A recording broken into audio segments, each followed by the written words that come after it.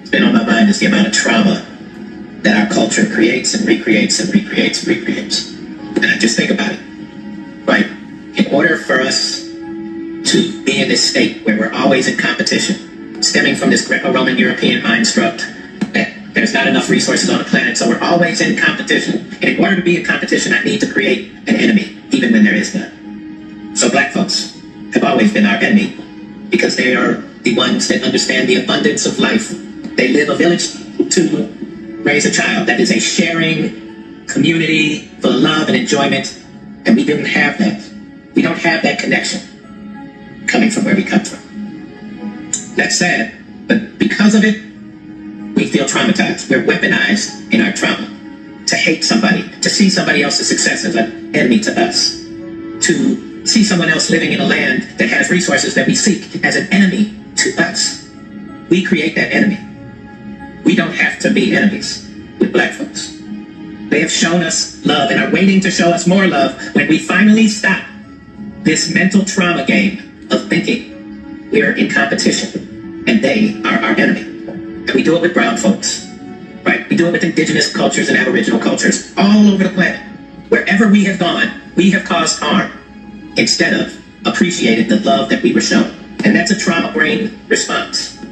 So when I speak about the need for repairing the harm that we have caused others, it is also so that we can learn our own humanity and break down and tear down these walls of our own trauma-brained response as white folks. And no, I'm not asking anybody to feel sorry for. Smash up the likes, subscribe to the channel. I'd really appreciate that.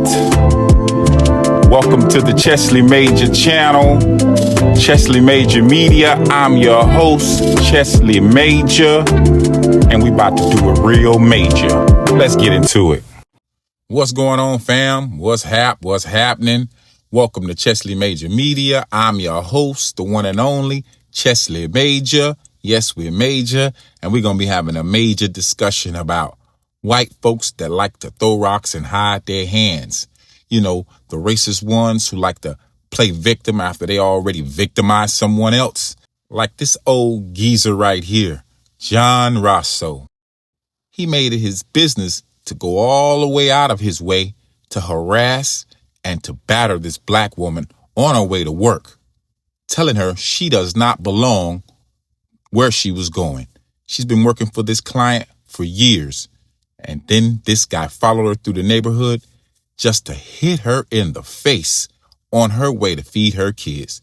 Y'all check this out. Open the door. Don't come banging on my window. Do not. Shut up. Bang up.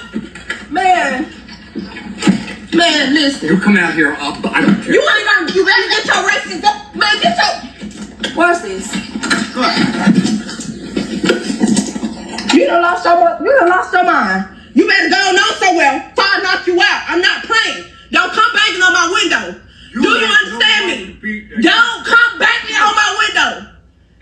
No, he just came, Josh. No, he just came. You get all right, I'm telling you. No. Cause I'm wrong. Think I'm wrong, you just hit me. Call him, cause I got it on camera. Call him. Okay, step over here. What's wrong with you? Step over What's wrong with you? And I'm finna call the police. You done lost your mind.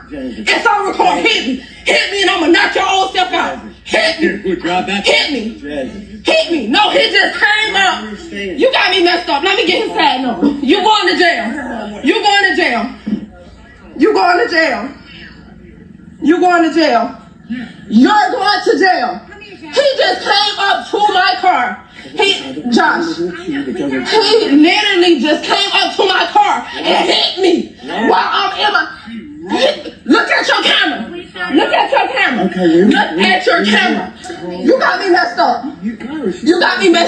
That's right. Bye. He is racist. You got me messed up.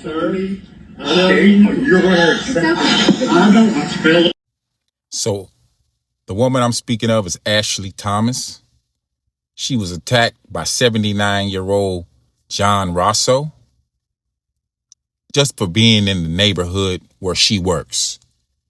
Now, this was in Aiken, South Carolina. If you know anything about South Carolina, very racist state, very racist. My grandfather, he was there. He told me a story when he was a kid. He's like 80-something. When he was a kid, they would get all the black males up, take them out of school on Friday, take them to town square just to see a hanging. Now, he had no right doing what he did to this young lady. But I want everyone to know from the black community that they target black women and black kids. Now, they know a soft target when they see one. See, they don't really want that smoke or that pressure from the adult males. They know better. They know who to play with. Yeah, okay. So they know they go after our kids and our women. They don't really want the smoke with the men. They got to get the cops and extra reinforcement to handle the men. And this is proof right here. But that's not it. I got even more receipts. 52-year-old Donald Corsi and 61-year-old Howard Hughes face criminal charges after deputies say they attacked two teenage boys who were driving through their Lake Forest neighborhood in Sanford Tuesday night. Right here, buddy. Right here. Tell me what you're doing. This cell phone video of the confrontation was recorded by 16-year-old Jermaine Jones, who had been driving the white Mercedes. He had a 15-year-old passenger, and according to the teens, they were headed to a friend's house to spend the night when the two men yelled at them for speeding. After the teens turned the car around to leave the area, they say the men forced them to stop and attacked. Burning out racing through my neighborhood. Burning out racing through my neighborhood. Not to. I'm not in your face. Get out of my neighborhood. The teens say the men dented their car with a traffic cone and threw a rock through the back window. The arrest affidavit also says Hughes used the cone to hit one of the teens in the stomach. Jones's parents told West 2 News over the phone, while their son admits he was speeding, the men had no right to attack. They could have simply called the police. They could have done anything, but the audacity of them to think that they could just do what they wanted to do because it's their neighborhood, is what they said. Get out of my neighborhood. Jones's parents have obtained an attorney and want the men to face more serious charges. I personally was appalled and disgusted. I cannot believe that in 2022 that grown men would treat a child this way. I really couldn't believe it. I hate to say it, but I can believe it. Like I said before, these cowards, like Willie D called them, uncivilized mutts, they target the weak and the smaller, younger kids and women.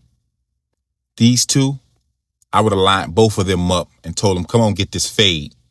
One at a time or both at a time. And I would have gave them the business straight up, head up.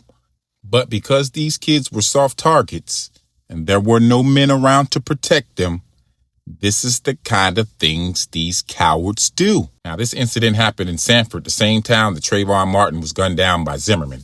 Fortunately, these two were arrested and brought up on charges. But if you thought I was finished, nah, I got more receipts. Check this out. As a Memphis grandmother facing serious charges, it shows a young girl climbing out of a dog kennel in the trunk of a Ford Explorer. Police tracked down and arrested the driver, Lamone Cheeks. I showed the video to Cheeks' neighbors in Whitehaven. Their reaction says it all. Hey, look. Oh my God, you got to be playing.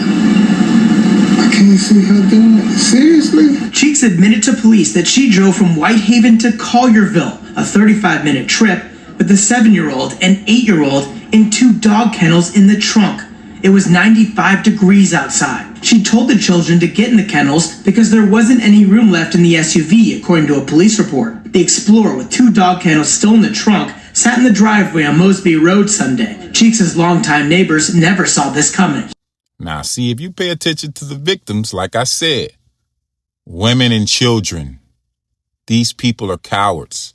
This old lady, simply put, is a savage. But let's dive back I sincerely hope that this would be a one-time incident, but I doubt it. Psychologist Dr. Angel Gooden works with troubled youth and their family members at youth villages. She's worried about the lasting effects possible long-term abuse can have on these children. I think it could have a very significant impact on their self-esteem and self-confidence, and thinking that it's okay to be treated as something other than human.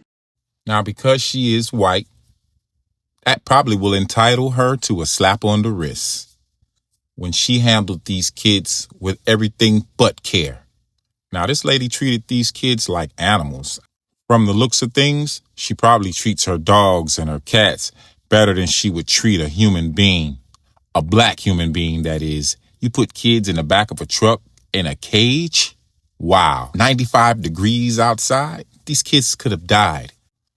But if you thought that was appalling and that was just disgraceful, I want you to check this out right here. Now, for what's tipping the scales of justice, we're waiting to see if the defendant in the military wife for trial will take the stand. Friday, the jury saw video of the moments leading up to the death of Ashley Henning, as she and her husband, Jordan, were arguing in their kitchen after Ashley's birthday party. Things escalated quickly.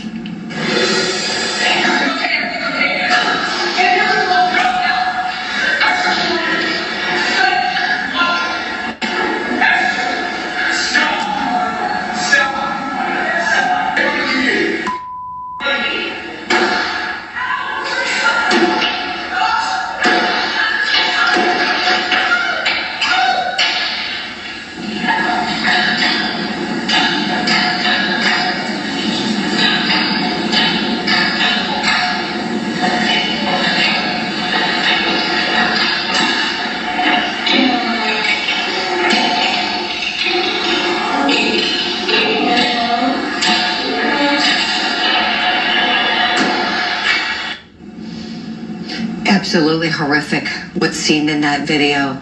And Henning could be seen crying in front of the jury while that video was being played. So what is testifying going to do for him? You know, when we heard that 911 call before seeing the video, you know, he talks a lot about how he's the victim of abuse, right? Saying he's been abused by his wife for years and just couldn't take it anymore. Then you see the video and it paints a very different picture. Can he say anything that can help himself today? Let's talk about that. Yeah, so let's talk about that. This girl dog, Jordan Henning, gunned down his wife Ashley Henning on her birthday at her birthday party in front of her kids. If you don't think that's savage, I don't know what to say about you. But I do say it says a lot about you. Now, this guy, he only got 20 years for gunning this woman down and spitting on her after he reloaded the gun and went and shot her more. He was trying to get some tears together, but nothing came out. I watched the trial, and this guy, he's a bum. He was like she wouldn't give him any sex, and, you know, he was trying to love her and love on her and things of that nature. And, you know, he was abused by her. But if you look at the footage, no such thing happened. She was trying to get away from this guy. The simple fact that she didn't want to be with him is why he did what he did. So there's these bums that abused a little kid riding through their neighborhood. Then there's this lady had her grandkids in a cage. Wow. Make it make sense. You can't because it doesn't.